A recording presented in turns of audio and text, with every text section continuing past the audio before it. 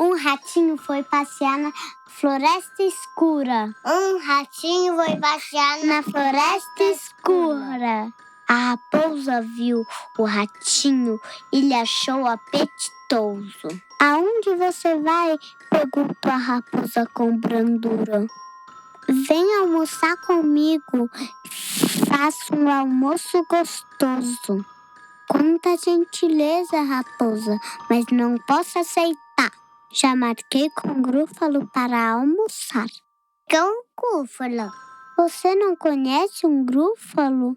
Ele tem presas incríveis, garras incríveis e dentes horrorosos. Esse é o início de O Grúfalo, escrito por Julia Donaldson e ilustrado por Axel Scheffler. Se você convive com crianças, sabe que esse livro é um dos preferidos dos pequenos. O que você talvez não saiba é quem está por trás da existência desse e de outras centenas de livros para as infâncias no Brasil. Uma mulher que se tornou a tradutora das histórias que tantas crianças amam escutar e escutar de novo e de novo até saberem de cor, como a Lina, de 5 anos, e o Tomé, de 3 anos, que leram um trecho que abre esse episódio. No meu tempo não tinha televisão. A gente não tinha de noite o que fazer, de tardinha.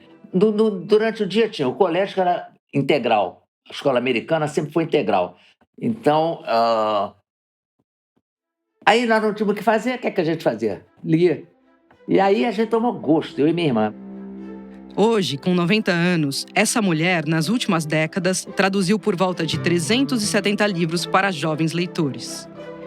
É provável que você nunca tenha ouvido essa voz, mas talvez conheça alguns desses livros. Ou quem sabe até chegou a ler alguns deles. Essa leitora inveterada trabalhou a vida inteira como professora de inglês e de tradução. E depois de aposentada, decidiu se dedicar inteiramente ao ofício da tradução. Se você não conhece o Grúfalo, talvez tenha ouvido falar em O Coelho, o Escuro e a Lata de Biscoitos ou Macaco Danado. Que tal O Livro Errado? O Lobo Sentimental? O Urso Sonolento? Algum deles te soa familiar? E esses são apenas alguns das centenas de títulos traduzidos por ela. Formada em letras anglo-germânicas pela PUC-Rio, com mestrado em linguística pela Universidade de Washington, nos Estados Unidos, essa carioca, filha de mãe brasileira com pai americano, tem 5 filhos e muitos netos. Seu nome é Gilda Giacchino, ganhadora de dezenas de prêmios de tradução, entre eles o da Fundação Nacional do Livro Infantil e Juvenil. Esse prêmio é considerado por muitos como a distinção máxima concedida aos melhores livros infantis e juvenis. Se você tem menos de 45 anos, ou se tem filhos ou netos, é possível que alguns personagens de livros traduzidos pela Gilda te sejam bem familiares, ou que você já tenha escutado alguma criança como a Lina e o Tomé recitar de cor trechos completos desses livros. No Brasil, muitas crianças leitoras foram formadas pelos livros que a Gilda traduziu. E foram formadas também pelo vasto acervo da Brink Book, editora que sua filha, Susana Sanson, botou de pé em 1990, transformando Gilda em tradutora full-time. Quem vai te contar a história dessa leitora, professora, tradutora de centenas de livros é a Rita Palmeira, curadora da Megafauna. Eu sou Paula Medeiros, livreira da Megafauna. E eu sou a Flávia Santos, livreira coordenadora da Megafauna. Este é o 5º episódio da 3ª temporada do Livros no Centro, o podcast da Livraria Megafauna e da Associação Livros no Centro. A cada edição, a gente te conta uma história diferente de leitores, escritores e dos livros que fazem parte da vida deles.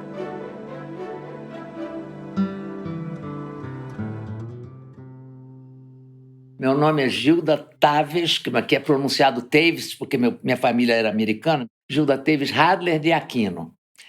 Eu tenho 90 anos, nasci em 1935, em Botafogo. Saí do Rio à 1h da tarde de uma segunda-feira de agosto. Subi a serra e cheguei a Petrópolis 2 horas depois. A dona Gilda me esperava com uma de suas filhas, a Heloísa, e a cuidadora da Gilda, a Flávia. Sua casa, pintada de branco e azul claro, é uma casa térrea grande que fica dentro de um condomínio em Carangola, bairro de Petrópolis. Nós nos instalamos no amplo quarto da dona Gilda. Ela numa poltrona, eu numa cadeira de frente para ela. A filha Heloísa estava recostada na cama.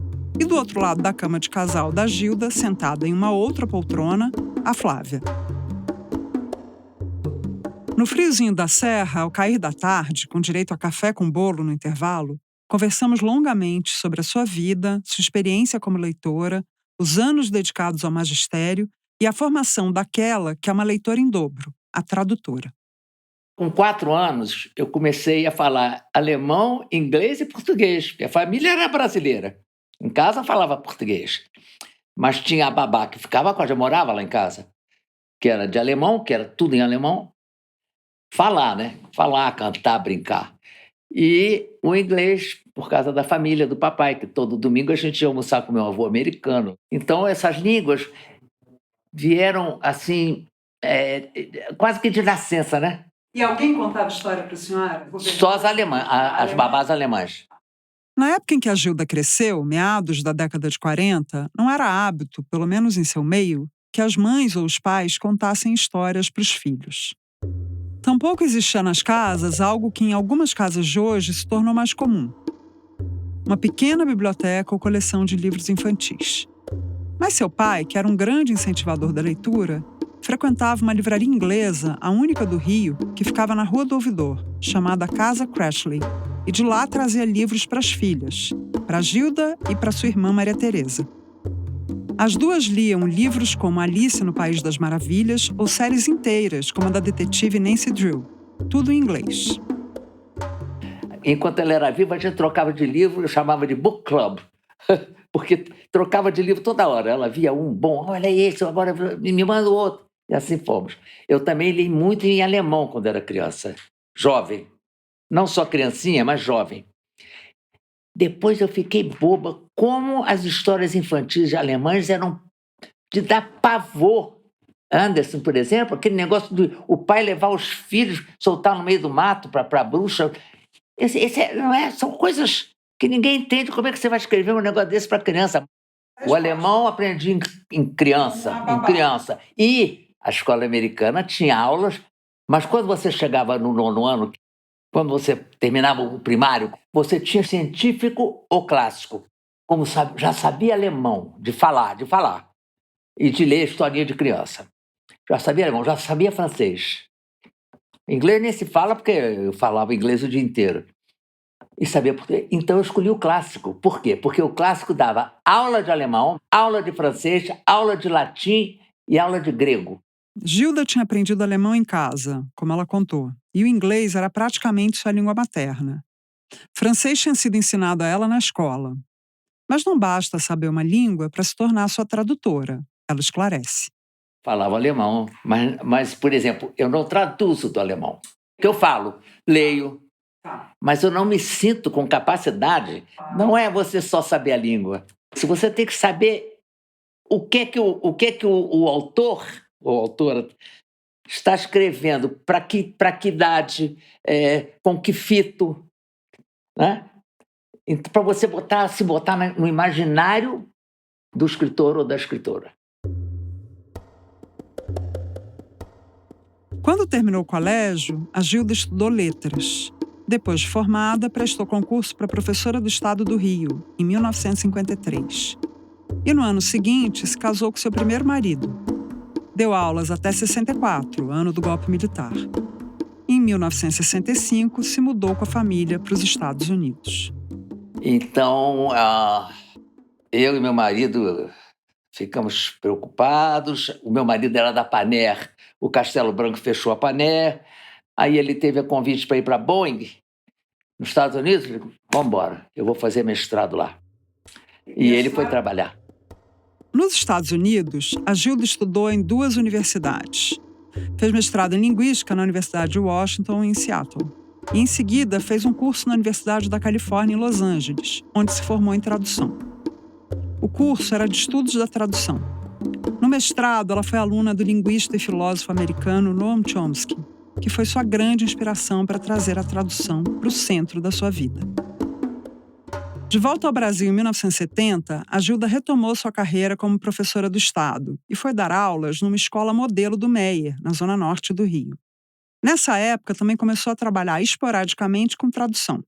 Em 1981, ela se mudou para Petrópolis com a família e foi contratada como professora da Universidade Católica de Petrópolis. Eu usei métodos que aqui ainda não tinha, que eu trouxe do mestrado dos Estados Unidos, sabe? Como Chomsky, por exemplo, que era matemático, ele uniu a matemática à linguística, sabe? Então, porque ele dizia que, em certa idade do aluno, ele compreende melhor equações do que escrito. Então, ele fazia de coisas gramaticais, ele fazia equações matemáticas, muito interessante. Então, eu passei a usar esse método aqui, ao mesmo tempo que eu fazia a tradução também. Porque tradução não é uma coisa que você trabalha todo dia, a não ser que você tem a data para entregar de volta, então você tem que pegar e fazer, né? Mas, geralmente, dava para eu dar aula e fazer tradução também. Mas nunca esperava que minha filha fosse fundar uma editora. A ideia de criar a Brink Book surgiu de uma editora americana que eu conheci no Rio e que adorei os livros dela. Eram livros como foram os primeiros da Brink Book. Brink Book Canta e Dança, livro de música com o cassete. Brink Book Joga a Bola de Gude, com as bolinhas de gude e como jogar a bola de gude. Brink Book Joga Jacks, com as 5 almofadinhas, e Brink Book com as crianças na cozinha, onde minha mãe, Gilda Aquino, fez todas as receitas. Essa é a Suzana Samson, a filha fonoaudióloga e editora da Gilda de Aquino, que fundou a Brink Book no Rio de Janeiro em 1990. No começo, a ênfase editorial era em livros que estimulavam brincadeiras.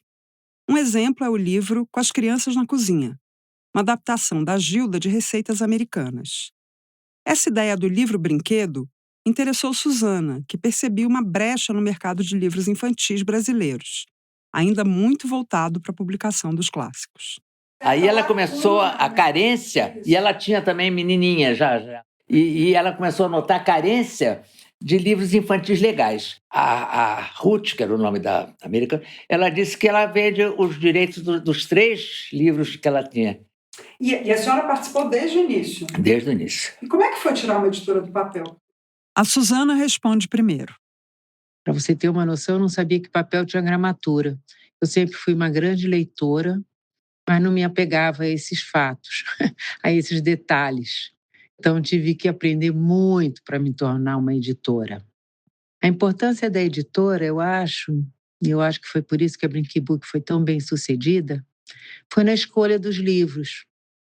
No pensamento de que criança é inteligente, criança gosta de pensar também, criança é curiosa, quer pensar sobre o que está lendo.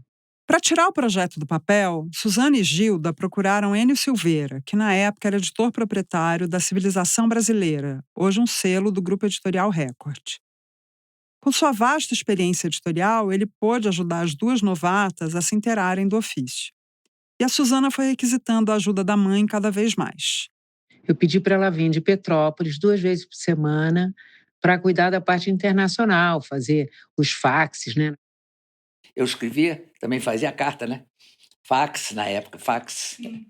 E aí eu fazia fax para as editoras, nós estamos querendo e tal, livro assim, para a idade e tal. Aí eles mandavam o livro, a gente via, se gostasse, oferecia para comprar.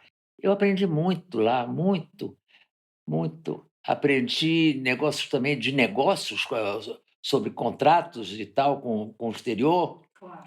Sobre pagamentos exterior.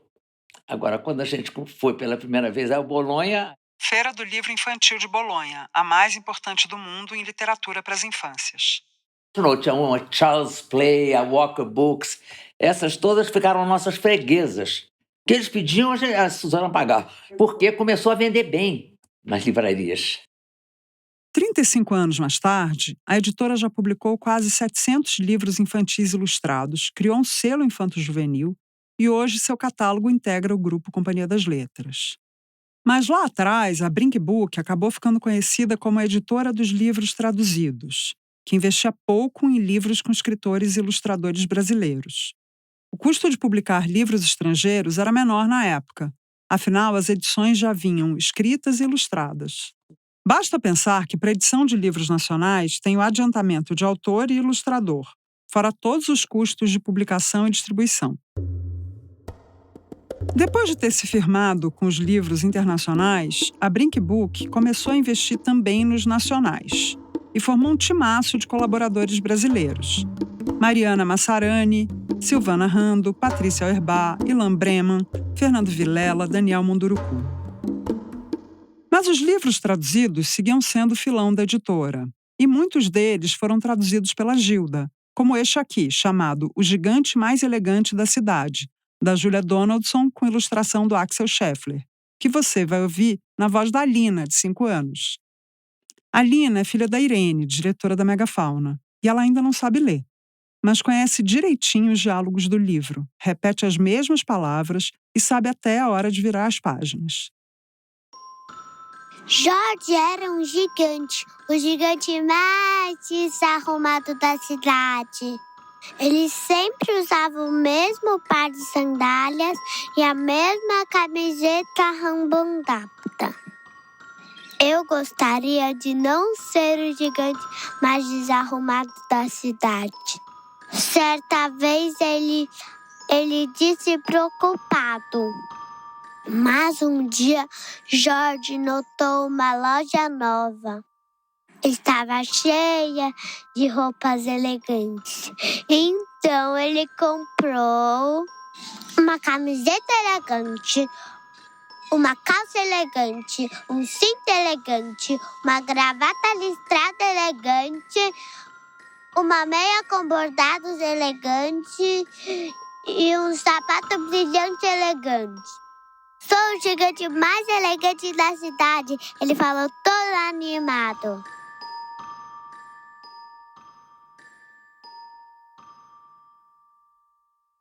Como ela estudou na escola americana, morou nos Estados Unidos, tinha um inglês perfeito, foi por um desejo dela que ela falou que gostaria de traduzir e eu comecei a dar, porque no início a gente fazia mais livros traduzidos mesmo. Foi uma parceria muito legal, muito profícua, porque a mamãe pegou o jeito da Brink Book e as traduções foram maravilhosas e admiradas até hoje. Para a Brink Book eu traduzi de inglês e de francês. Tá. Só. E do espanhol também? Também, espanhol. Italiano eu leio e falo, mas não traduzo. É que nem o alemão, eu não traduzo, porque eu não me sinto segura em descobrir a palavra certa. Isso é que é o difícil. Porque, por exemplo, quando eu faço a revisão de uma tradução pronta que eu fiz, acabei, pá, eu vou rever. Na revisão, de repente, eu vejo uma frase e digo assim, mas peraí, essa palavra aqui não, fica melhor se eu usar essa. Entendeu? A rotina de tradução da Gilda inclui um computador de tela grande, uma impressora e toda a estrutura de um escritório. Inclui também alguns de seus livros queridos para leitura e consulta, muitos dicionários, inclusive 2 Webster em papel de seda em edições de 1940, além de dicionários de sinônimos. Ela também usa o iPad para consultas mais rápidas em dicionários eletrônicos. A Gilda explicou para a gente o processo de tradução em si, que é um pouco mais variado. É o seguinte, se for livro corrido, eu faço direto no computador. Eu tenho meus livros, livro de sinônimos, livro disso, livro daquilo, que eu adoro.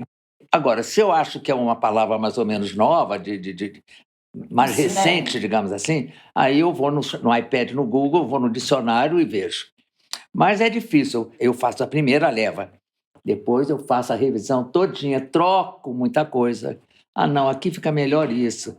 Não é bem isso que ele quis dizer, sabe? E aí mando o PDF para a editora. Eles correram Correram e de medo, sem medo. o gigantossauro, Imaginava. mas não houve, Chum, nem houve. bum. O que apareceu não era monstro algum. O velho diplódoco, cabeçudo, deu risada. Vocês correram, se esconderam e não era nada. Não demorou e um grito ecoou. Gigantossauro! Eles correram Correram e de medo, sem medo. o gigantossauro, Chamava. Mas não ouvi, Tum, nem ouvi, pum. nem carnívoro, nem monstro algum.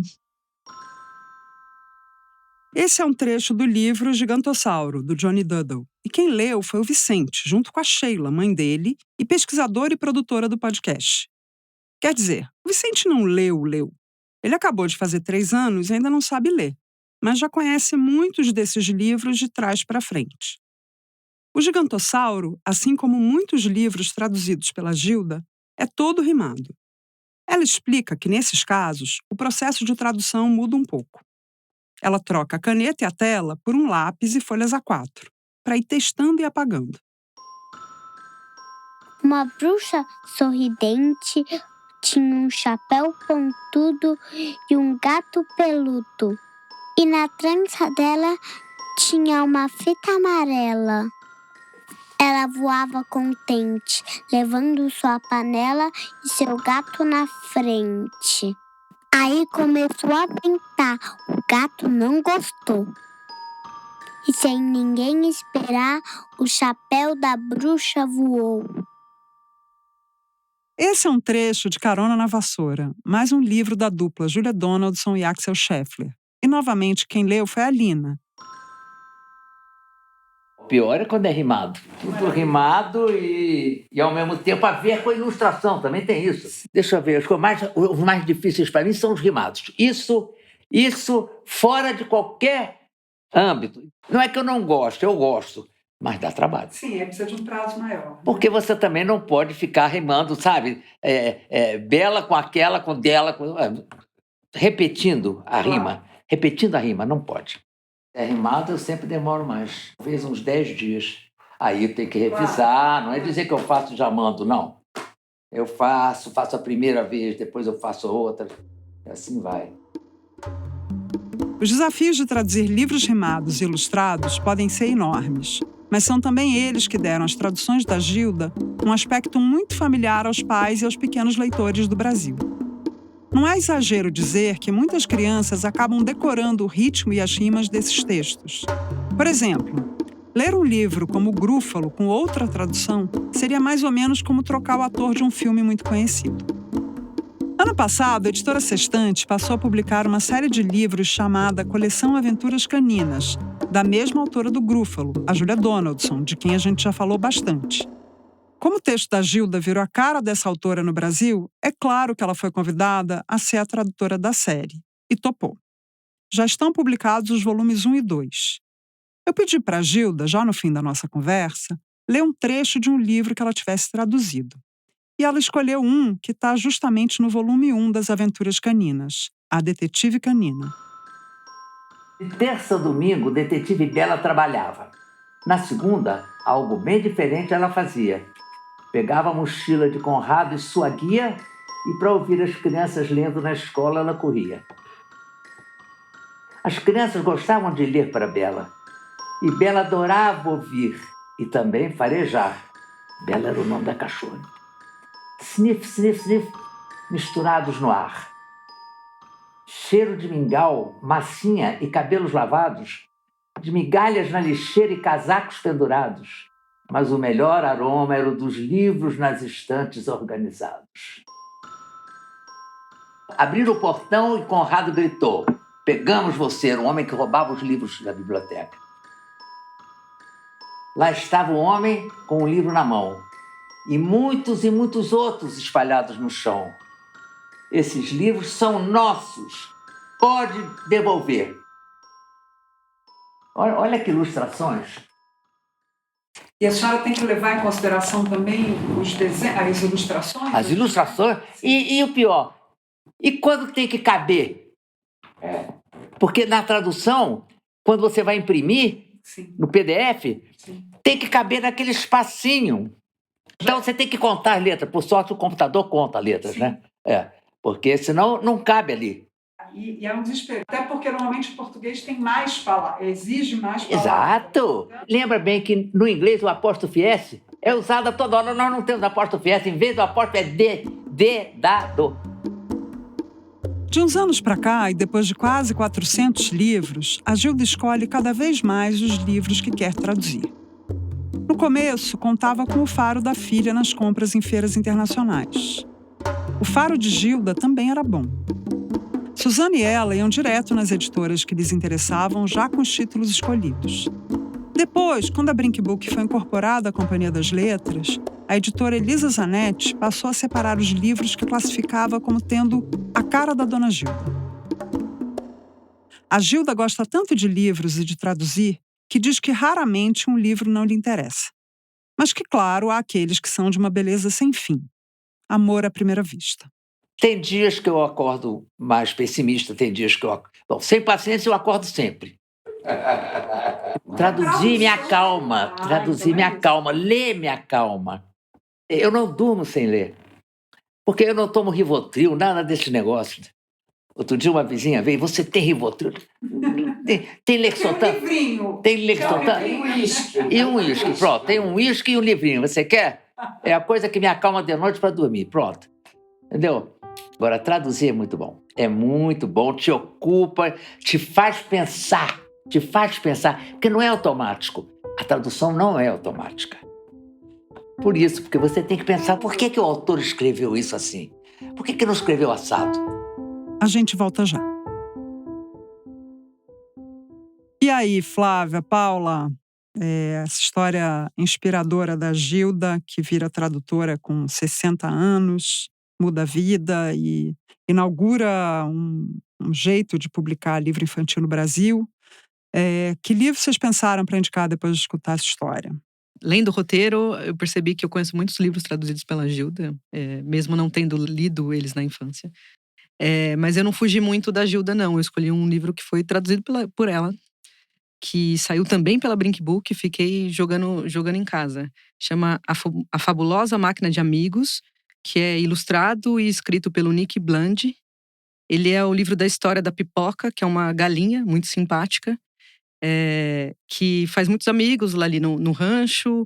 Ela dá bom dia para todo mundo, faz festas e em algum momento dessa convivência com os outros bichos, ela acha um objeto retangular que brilha e que responde aos zoes dela. Ela acha um celular e esse celular toma toda a atenção dela do que ela fazia antes, da convivência que ela tinha com os amigos, até que acontece uma coisa e ela volta a brincar com os amigos dela. E é um livro que fala sobre essa coisa que a gente tem com o celular, que tira toda a nossa atenção das coisas factíveis, eu falo, de fazer com a mão, né? Que você tá no celular, você faz só com o olho. Eu tô impressionada que você conseguiu citar um livro infantil que não tenha sido escrito pela Julia Donaldson. Uau! E não tem ilustrações do Axel Schaffler. Na verdade, eu tive uma consultoria da Paula, que é uma grande leitora de livros infantis, e eu falei, Paula, me ajuda. E aí, Paula, e você? Eu escolhi um outro também, traduzido pela Gilda, que não é da Donaldson, que é o Quando Mamãe Virou um Monstro. É da Joanna Harrison, uma autora inglesa, também publicado pela Brink Book. É a história de uma mãe que ela vai receber uma visita durante a tarde, assim, e tem que arrumar a casa inteira, tem que sair no mercado, fazer lanche para todo mundo. E os filhos dela não colaboram de jeito nenhum, eles fazem o contrário. E aos pouquinhos ela começa a adquirir umas características monstruosas. É bem sobre mãe cansada mesmo. Bom, a minha indicação foge um pouco, não é um livro para crianças, mas é um livro para os pais, então. Para crianças de outras idades. Para as infâncias, né? Para uma infância mais tardia, mas isso tem a ver um pouco com a minha observação da Gilda e da conversa com ela, né? Acho que faz diferença ter ido lá, ter conhecido ela. Porque me chama a atenção isso, de uma senhora de 90 anos, está ativa, traduzindo. Ela é incrível, ela é realmente uma figura muito especial. E uma mulher de 90 anos traduzir para crianças que não sabem ler ainda, né? Então, um pouco o arco da vida, assim, né? A primeira idade e a velhice, assim, a primeira infância e a velhice. E aí eu me lembrei de 2 livros da Mariana Carrara, acho que são ela tem um livro antes disso, mas os 2 saíram pela Nós, o Se Deus Me Chamar Não Vou e É Sempre a Hora da Nossa Morte, Amém. O primeiro ele é narrado por uma menina que tem 11, 12 anos, e então tem essa voz dessa criança, que não é uma criança desses livros, esse público dos livros traduzidos pela Gilda, mas é uma criança que quer se tornar escritora, tal. E o É Sempre a Hora da Nossa Morte, Amém, é, ao contrário, é uma senhora, a narradora. Então, a Mariana, ela consegue fazer esse arco bonito de criar narradores digamos, né, da primeira infância ali, ou do fim da primeira infância, e também narradores, uma narradora idosa, né, em que a memória já é uma questão, e achei que era bonito indicar, enfim, esse arco aí da infância à velhice. É isso, mas não é nesse especial Dia das Crianças. Eu vou dar uma dica, 2 dicas então, né, para os pais. É isso? Tem mais alguma coisa? Não, acho que é isso. Então vamos para o quadro Sabe Aquele Livro.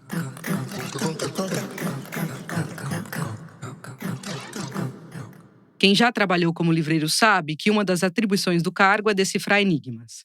Então, para treinar aqui a habilidade da adivinhação, a gente criou o quadro Sabe Aquele Livro?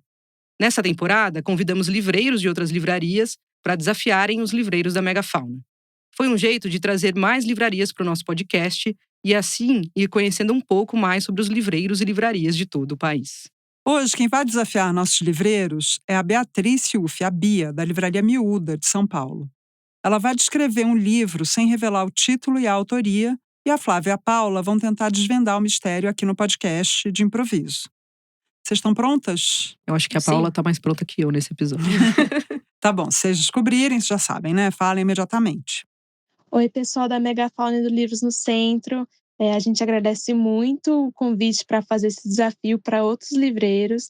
Eu sou Beatriz, trabalho na Livraria Miúda, uma livraria especializada em livros para as infâncias, na Pompeia, em São Paulo. Mas vamos lá para o desafio. Eu escolhi um livro que eu gosto muito.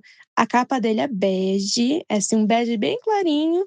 O título está em vermelho e tem um urso na capa. É um livro que tem um final um pouco surpreendente, assim, às vezes os adultos até ficam um pouco desconfortáveis, mas é muito cômico, as crianças dão risada, é um livro bem divertido para todos. Será que é o Nick Blend também? Eu tava pensando que era um livro da Zahar, da Pequena Zahar, não é? Não? Não é o Urso Rabugento, então? Não. Não tem urso no título? No título. Título vermelho. Nossa, capa bege. Tem um urso na capa, né? Ela falou. Nossa, é que livro infantil curso na capa tem muitos. Tem o do Douglas também. Tem o Douglas que é um abraço, mas não é vermelho. Adianta você falar a editora ou não? Talvez. Ajuda. WMF. Eu não sei o nome do livro, mas eu já sei. Você sabe qual é? Já. Vamos ouvir, ninguém levou, tá? Olha, essa temporada com o desafio dos livreiros tá mais difícil, hein? Livreiros, e a categoria? Vocês têm que ajudar a categoria, pô. Como é que fica? Ajuda nós. Vamos ouvir, então, a revelação. Conseguiram descobrir? O livro é Quero Meu Chapéu de Volta, escrito e ilustrado por John Classen, traduzido por Mônica Stael e publicado aqui no Brasil pela WMF. E eu escolhi esse livro porque ele é muito legal tanto para adultos quanto para crianças. São leituras muito diferentes, né? Os adultos acessam uma ironia, um sarcasmo que às vezes as crianças não percebem tão cedo. E ele é super referência para quem estuda livro-álbum, livro ilustrado. Então ele é um livro muito importante, muito divertido. Tem um final assim que realmente, como eu falei, é surpreendente. As crianças dão muito risada. E é um dos meus livros favoritos que temos aqui na Livraria Miúda. Eu tenho em casa em inglês, português, alemão. Eu amo muito esse livro. Você Foi, tinha não lido? foi dessa vez, não. Não, mas eu lembrei da capa de onde ele é guardado. Eu fiquei com vontade de ler agora. Tem o tal do final incômodo e tal, eu quero ver. Vou ler. Bom, a Miúda, para quem ainda não conhece, fica na rua Coronel Melo de Oliveira, 766, na Pompeia, e é uma livraria voltada para as infâncias, como a Bia contou. Se você é de São Paulo ou está de passagem por aqui, não deixe de fazer uma visita à Miúda. O Livros no Centro fica por aqui. Lembrou de alguma história sobre livros que possa render um bom episódio? Você pode mandar sugestões pelo @livraria Megafauna no Instagram ou por e-mail podcast@livrariamegafauna.com.br. A gente queria agradecer a Gilda de Aquino, a Heloísa Sanson, a Suzana Sanson e ao pessoal da Livraria Miúda, em especial a Bia Ciufi, que participou do quadro Sabe Aquele Livro. E também as crianças leitoras deste episódio, Lina e Tomé Buarque de Holanda Craveiro e Vicente Miranda Carbonaro. O podcast Livros no Centro é realizado pela Livraria Megafauna e pela Associação Livros no Centro. Eu sou a Irene de Holanda, diretora da Megafauna, e dirijo esse podcast junto com a Fernanda Diamante. A Rita Palmeira, curadora da livraria, cuida da pesquisa e da edição de roteiros. Ela é também quem narra as histórias que contamos aqui. A Bruna Beber é a roteirista desse episódio, e a temporada também tem roteiros do Bruno Santos e da Paula Saqueta. A edição de episódios é da Bárbara Falcão. Quem apresenta o Livros no Centro junto com a Rita é a Flávia Santos, livreira e coordenadora das nossas lojas. O Maurício Gonzaga, a Paula Medeiros, a Patrícia Flores e o Wagner Raimundo, livreiros da Megafauna, se revezam na apresentação e na conversa do segundo bloco do podcast. Eles e a Flávia Santos também colaboram com a curadoria dos livros citados nos episódios. A Nina Knudson, coordenadora de eventos da Megafauna, lê os trechos de livros citados. A pesquisa e a produção do podcast são da Sheila Miranda. A trilha sonora original é do João Camareiro. O desenho de som, a montagem e a finalização são do Vitor Oliveira. E as músicas complementares são do Vitor Oliveira e do Blue Dot. Quem faz a direção de locução é a Mica Lins. A Fernanda Fischer é responsável pela identidade visual. A ilustração é da Veridiana Scarpelli. A Leana Ferreira e o Melvin Brito fazem a comunicação do projeto e o André Stefanini faz a diagramação. O Ricardo Terto cuida da distribuição em todas as plataformas. A transcrição de áudio desse episódio é do Luiz Henrique Gomes, a checagem da Karime Elmor. A criação do podcast Livros no Centro é da Laura Capellucinic. Esse episódio foi gravado no Estúdio Baticum, em São Paulo. Os livros que citamos estão na descrição do episódio e os que estão em catálogo você encontra na Megafauna e no site da livraria. Defenda o livro, frequente livrarias independentes.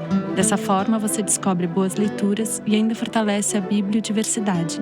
Ficamos por aqui, esperamos no próximo episódio.